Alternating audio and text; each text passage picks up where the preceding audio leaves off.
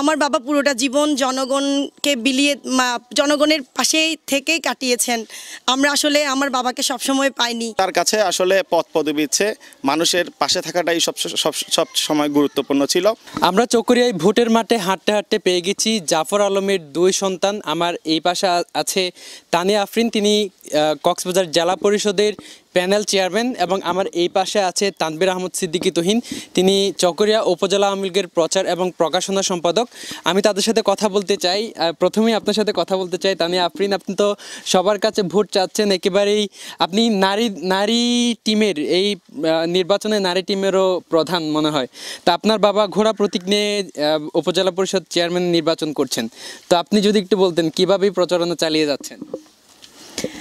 আসলে আমাদের প্রচারণাটা হচ্ছে, আমার বাবা দীর্ঘ ৩৫ বছর জনগণের সেবা করে কাটিয়েছে। তার মধ্যে আমার বাবা চকরিয়া পৌরসভার মেয়র ছিল, চকরিয়া উপজেলা পরিষদের চেয়ারম্যান ছিল, পরবর্তীতে আমার বাবা এমপি ছিলেন। তো আমার বাবার উন্নয়নের কথা বলেই আমরা আসলে ভোট চাচ্ছি জনগণের কাছে, যাতে উন্নয়নের ধারা অব্যাহত থাকে। আমি এই পাশে কথা বলতে চাই তানভীর আহমদ সিদ্দিকী তুহিন, স্বাগতম আপনাকে। আপনিও তো ভোট চাচ্ছেন, তরুণ ভোটারদের আকৃষ্ট করার চেষ্টা করছেন, আপনার বাবার ঘোড়া মার্কা নিয়ে আপনি সবখানে ছুটে যাচ্ছেন। আপনার প্রচারণা কিভাবে চলছে সেটি একটু যদি জানাতেন। আমি চেষ্টা করছি যারা তরুণ ভোটার তাদের উদ্বুদ্ধ করতে। আমি বিশেষ করে আমার বাবার উন্নয়নমূলক কর্মকাণ্ডগুলো তুলে ধরছি, এবং বিভিন্ন সময় আমার বাবা যে দুর্যোগে চকরিয়াবাসীর পাশে সবসময় ছিল, আমরা সেই তথ্যগুলো প্রচার করে আমরা ভোটারদের উদ্বুদ্ধ করার চেষ্টা করছি, এবং আমরা ব্যাপক সাড়া পাচ্ছি। যে আপনি যদি একটু জানাতেন আপনার বাবাকে মানুষ কেন ভোট দিবে, বাবা হিসেবে তিনি কেমন, এবং একজন সমাজসেবক হিসেবে তিনি কেমন, সেটি যদি একটু জানাতেন।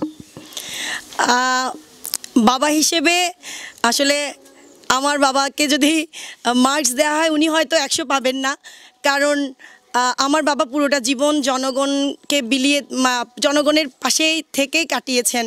আমরা আসলে আমার বাবাকে সবসময় পাইনি।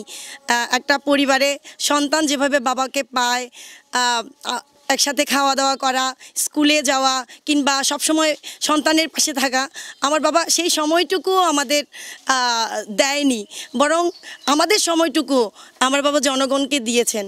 আমার বাবার পুরো জীবন এবং পুরো সারাদিনের পুরোটা জুড়ে শুধু মানুষের চিন্তা, জনগণের সেবা করার চিন্তা।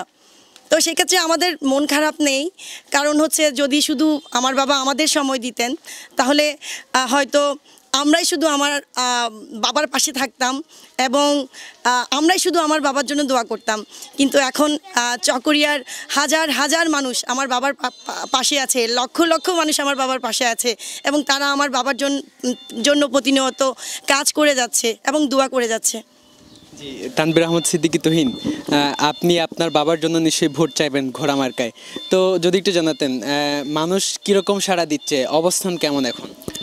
আপনারা জানেন আমার বাবা এখানে দীর্ঘ সময় ধরে একদম স্থানীয় সরকারের একদম সর্বনিম্ন স্তর ইউনিয়ন পরিষদের চেয়ারম্যান থেকে শুরু করে তিনি জাতীয় সংসদ সদস্য, তিনি সব ধাপ অতিক্রম করে তিনি আমাদের সবসময় জনগণের পাশে ছিল, এবং তার কাছে আসলে পদ পদবি ইচ্ছে মানুষের পাশে থাকাটাই সব সময় গুরুত্বপূর্ণ ছিল।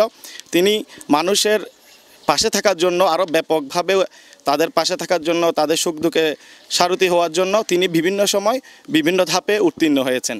তা আমাদের কাছে এখানে আসলে মনে করেন এখন আমার বাবা সাবেক এমপি ছিলেন, তো গত নির্বাচনে তার পক্ষে ব্যাপক জনসমর্থন ছিল, কিন্তু অনেক সময় আসলে আমরা চাইলেও অনেক কিছু হয় না, অনেক কিছু আসলে আমাদের নিয়ন্ত্রণের বাইরে থাকে। তো হয়তো আমাদের ওই সময় জনগণের নিয়ন্ত্রণে ছিল না, তো সেই জন্য গতবার আমার বাবা নির্বাচিত হতে পারেনি।